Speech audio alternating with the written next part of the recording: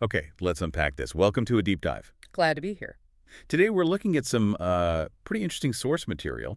It's suggesting something really surprising. Yeah, the possibility of Canada becoming the 51st state of America. I mean, wow. Exactly.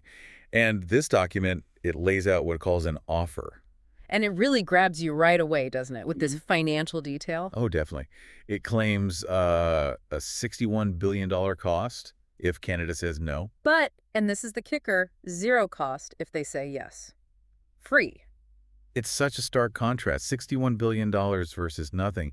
It's presented almost like, well, the transaction. Right. It forces you, the reader or listener, to immediately think, okay, what's the catch? How does that even work? Mm-hmm. But it doesn't just stay on the money aspect. The source quickly pivots. It asks, why now? Yeah, why is this specific idea surfacing right now? And why so suddenly? It kind of frames it like these two big democracies are suddenly acting like, well, like business partners. In a really high-stakes corporate merger, almost. That's the vibe it gives off. So that naturally leads to the next question the source raises. Is this about being bought? Or maybe pressured? Or is it like part of some much bigger, longer-term plan we're not seeing?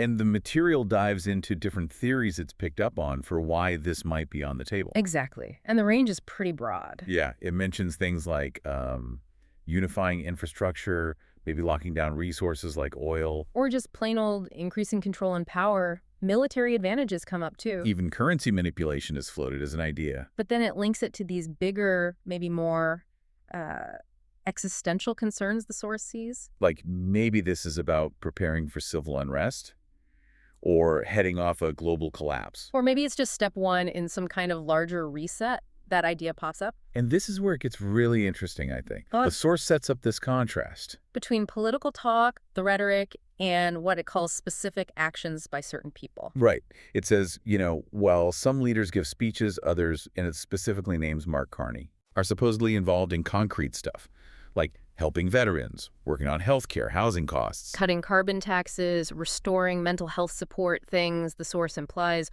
were promised but not delivered elsewhere. Yeah, exactly. That contrast between the words and these alleged deeds is really key to the source's whole argument. It leads directly to asking if this whole scenario, this supposed offer, is actually like a trap. Or just a big distraction. Or maybe the final step in giving away sovereignty. The language gets pretty pointed there. It suggests the goal is to keep you distracted. Divided, confused. Because, and this is a direct quote it uses, when you're focused on the circus, you miss the sleight of hand.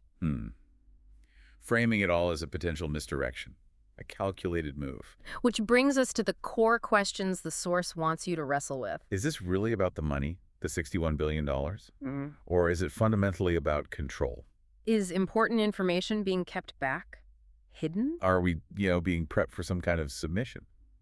Or maybe perhaps being shielded from a truth that's too difficult? The source definitely conveys a sense of urgency. It says, because if we don't speak now, they'll decide for us. And it aligns itself with what it sees as action based on reason, specifically saying it stands with Mark Carney and rejects the games, the sellout. So let's recap what this source material has laid out for us. Okay, we've got this alleged offer. Canada potentially joining the U.S. With that stark $61 billion versus zero-cost detail really highlighted. And then all those theories the source presents for why this might be happening. Infrastructure, control, resources. All the way to prepping for some kind of global reset. We also looked at how the source really contrasts political speeches with specific actions it attributes to figures like Mark Carney. Framing the whole thing as possibly a trap or a distraction. That circus versus sleight of hand idea. Yeah, and leaves you with these big questions. Money or control? Yeah. Is something hidden? Are we being set up or maybe protected from something worse? So here's a final thought to consider, prompted by this source. If, as it suggests, this isn't just politics as usual anymore, What other underlying forces, perhaps forces we don't normally talk about, might really be driving things behind the scenes? something to think about. Thanks for joining us for this deep dive.